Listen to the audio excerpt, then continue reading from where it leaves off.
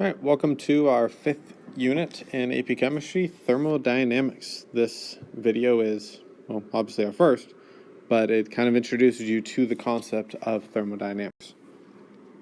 Now to begin with, all molecules in a sample are in motion, and thus they contain some amount of kinetic energy. I don't care what sample you're in, there's some amount of kinetic energy, and there's some amount of motion. Even particles in solids are moving, just very, very, very slightly. But again, everything has some kind of kinetic energy. The Kelvin temperature scale is designed to reflect the average amount of kinetic energy in a sample, such that if we double our Kelvin temperature, the average kinetic energy must also be doubled. This is not true for Fahrenheit or Celsius, our two other common ones.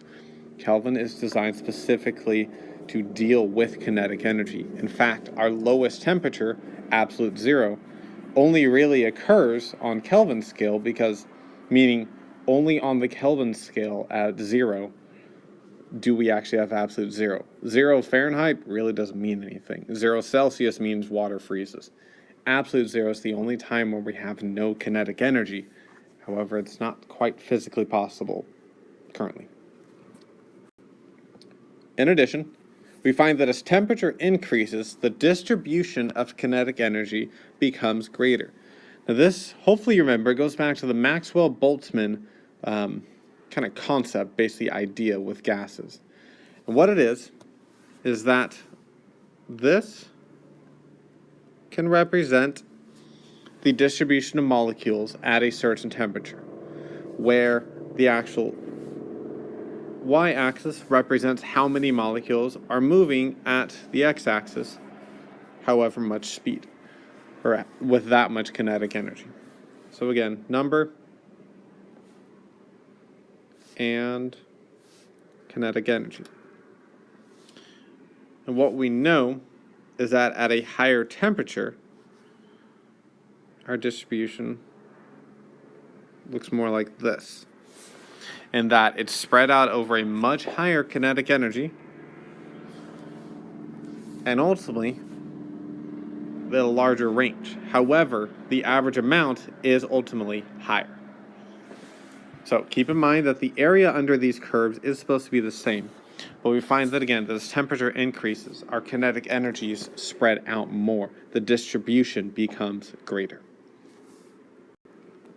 Now, thermodynamics is the study of energy, as you probably guessed it, mainly kinetic energy, and its transformations.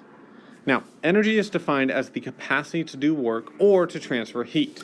Now, that second one's kind of not quite a full definition, as you'll learn soon, but energy mainly is capacity to do work. Well, hopefully you're thinking, what's work? Well, let me tell you. Work is the energy used to cause an object to move against a force. It represents a type of energy. There is a kind of more specific definition that you'll get to when you get to physics, but this is about as far as we need. Heat, however, is the energy used to cause the temperature of an object to increase.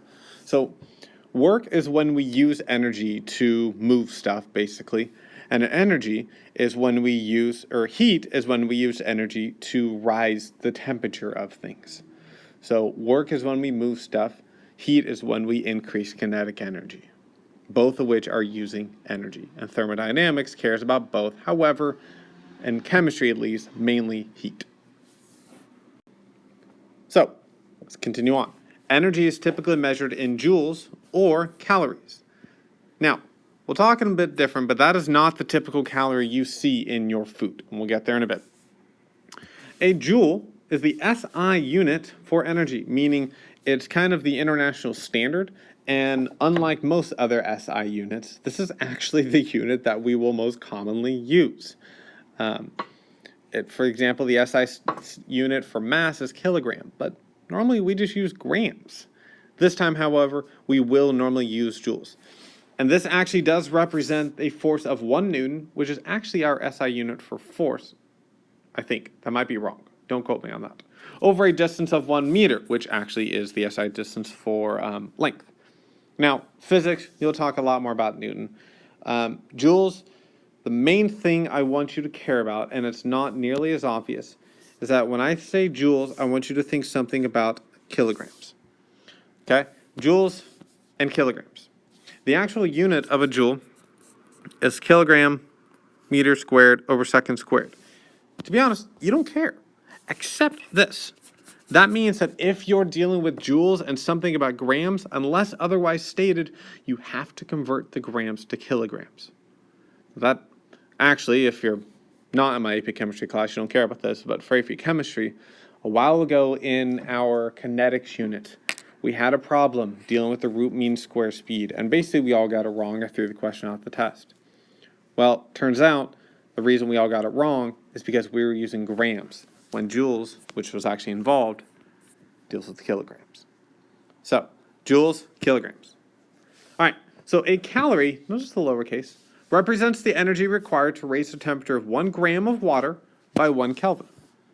Now, a calorie, like what you normally see, which is the capital C, yes, that matters, represents 1 kilocalorie or 1,000 calories. Now, if you really want to mess with someone who's watching their weight, go ahead, walk up to them and tell them, hey, those calories that you're eating, they actually represent 1,000 of the actual calories, and they'll feel fat, even though that's like saying you're really hungry, so you cut your pizza into 12 pieces instead of 8. It's the same energy, but it's still really fun to fool people who really are quite easily fooled. So, nonetheless, a calorie, capital, represents 1,000 normal calories. Well, here's 2 other things that may help. Again, reminding you of the joules, but again, focus on kilograms. And 1 calorie, capital, is 1 kilocalorie, which is 1,000 calories, which actually represents 4,184 joules. Typically, we think of this as 1 cal equals 4.184 joules, but I don't really care which one you have. This will all get you there. But again, 4.184 kilojoules. These are the most common ones you'll be using. I'm really hoping you remember that a kilojoule is 1,000 joules. And if not, just stop. Go learn that. But there you go. So let's practice. Convert these given amounts to joules and calories. Just a little bit of brief kind of conversion practice. So first one we have is 42.5 joules to calories. So we have 1 cal, 4.184 joules, equals 10.16 calories. That's it. 42.5 divided by 4.184. All right, so I'm going to pause the video. I'm really hoping you can do this without my help. I believe in you. So pause the video, work on this, come back in just a bit when you've got answers.